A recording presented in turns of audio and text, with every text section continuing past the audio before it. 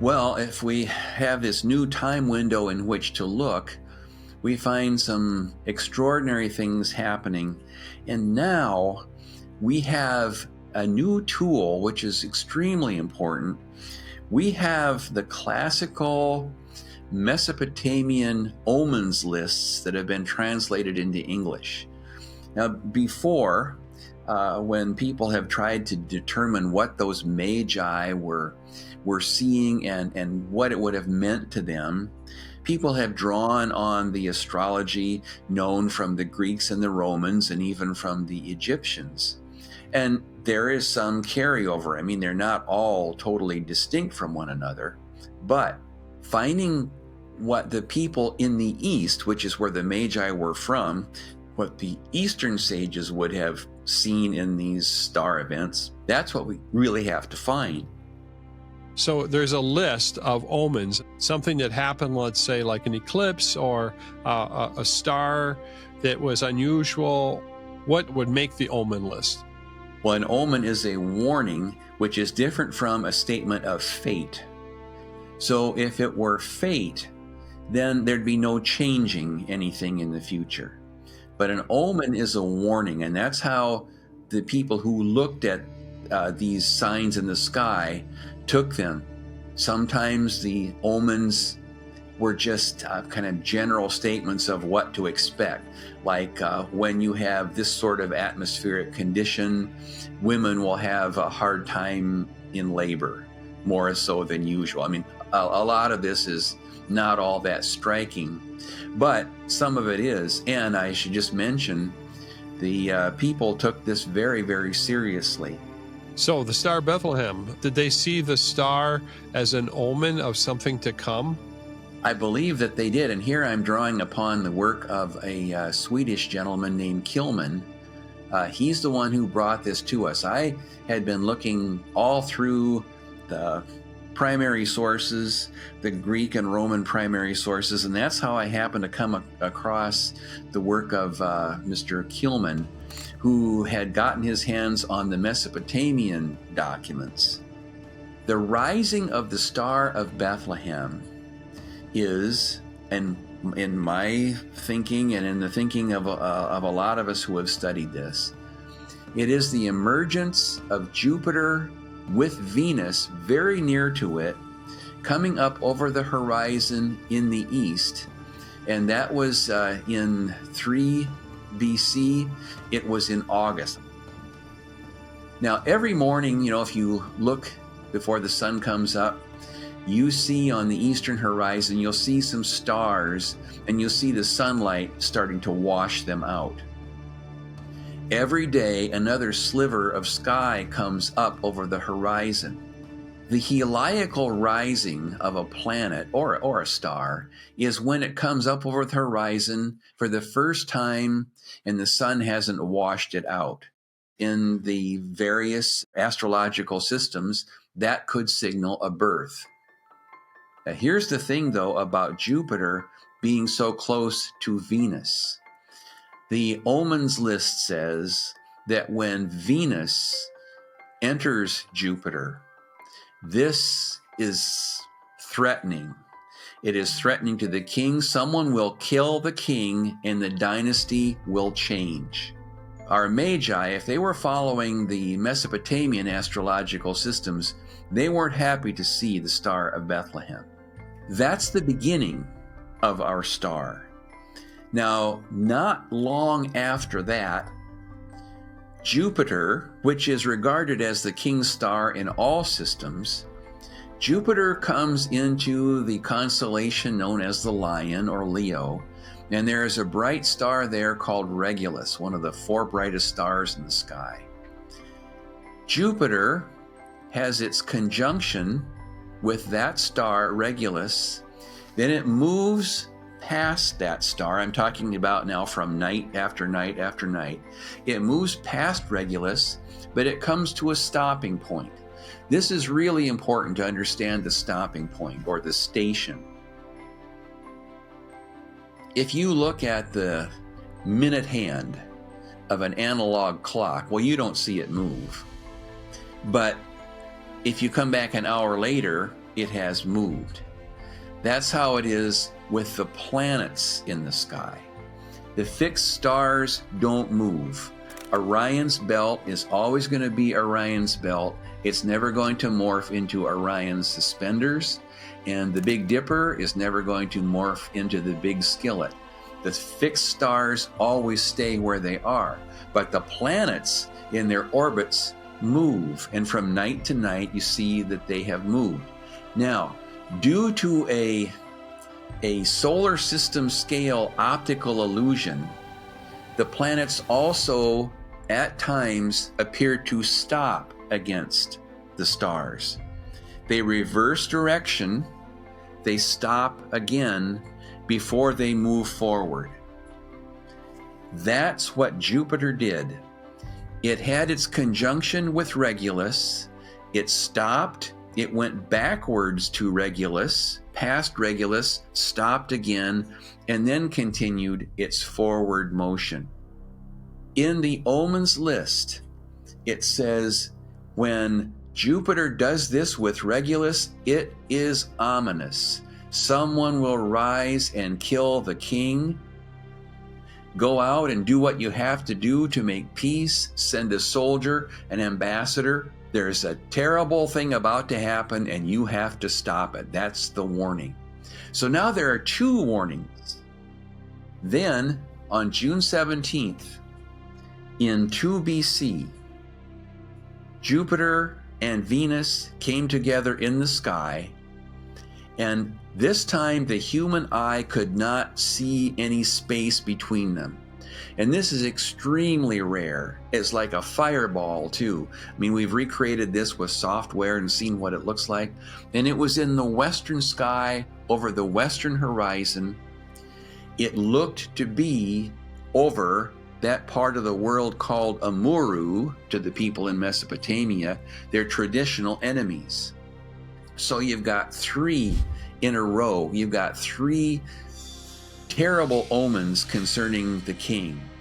And the omens list says, send somebody, go and make peace.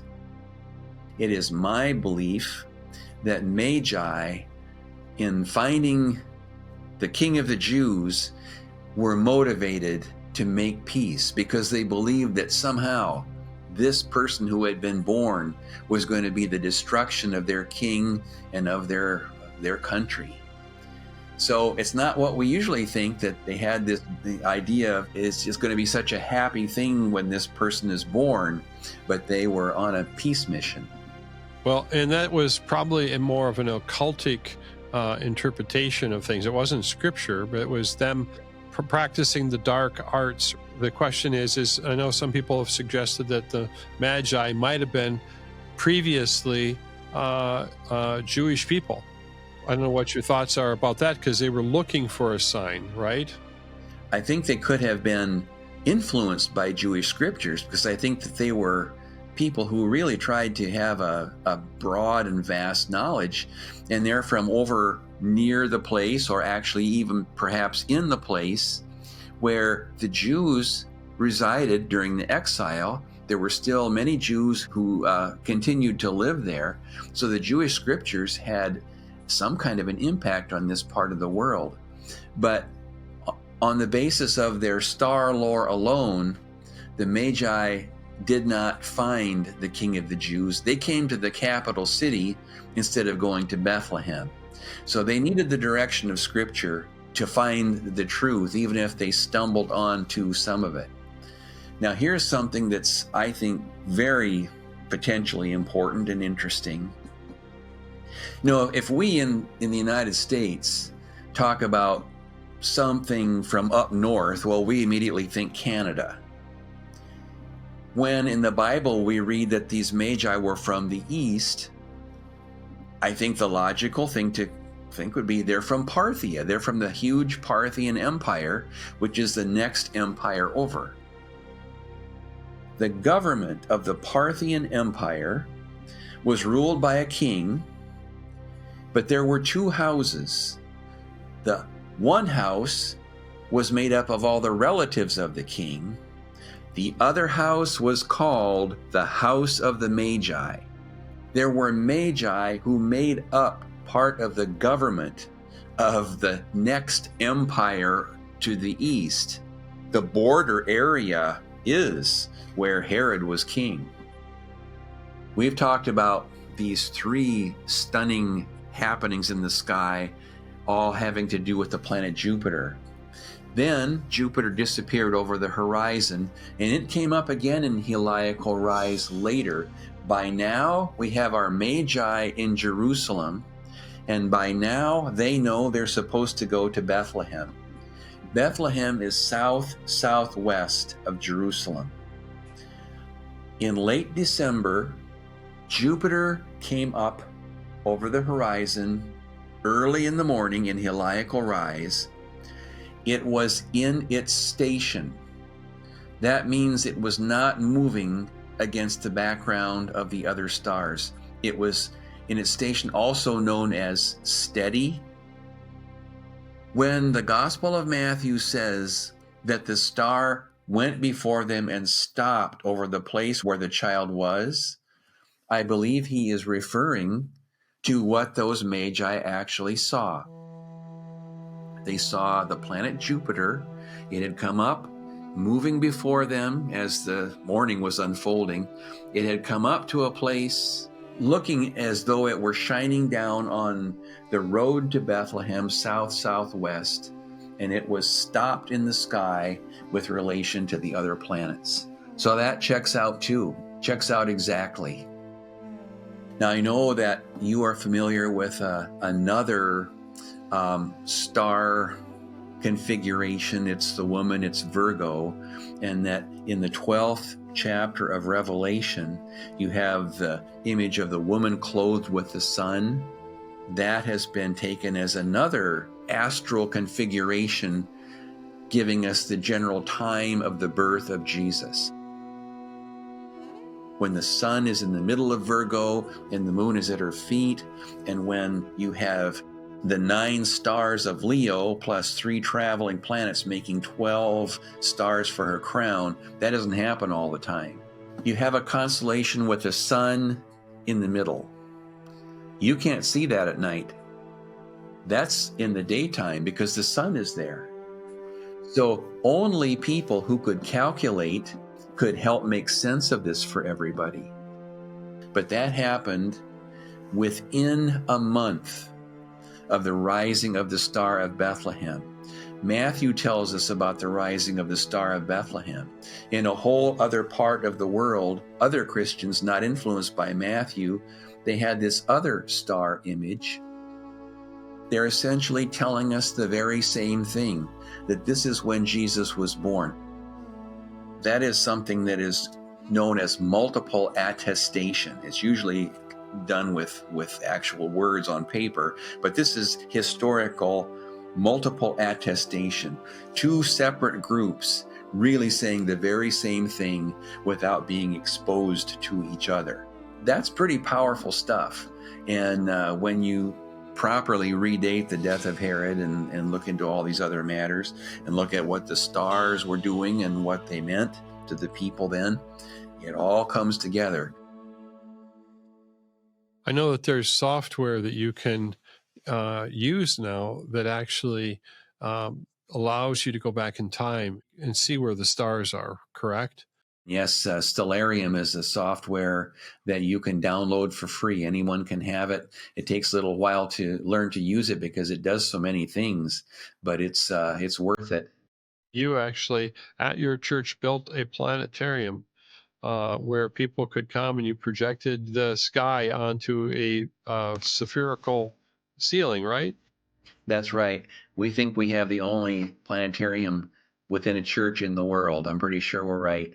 And we did present programs on this topic and on other subjects as well. There's a number of situations where within the Bible you find things happening in the sky. And that's why I chose the title for my book, When the Bible Meets the Sky. It's happened Old Testament, it's happened New Testament, and the best known case would be the Star of Bethlehem, but there are others too. And it's available from Amazon. That would be what relates to the sky, but I have Exodus Found. This seems to be maybe one of the more popular ones that I've written. And I have one rather new called A Faith to Suit You Well. I just want to thank you, Dr. Fred, for the work that you've done. As we've always end this podcast, keep on thinking.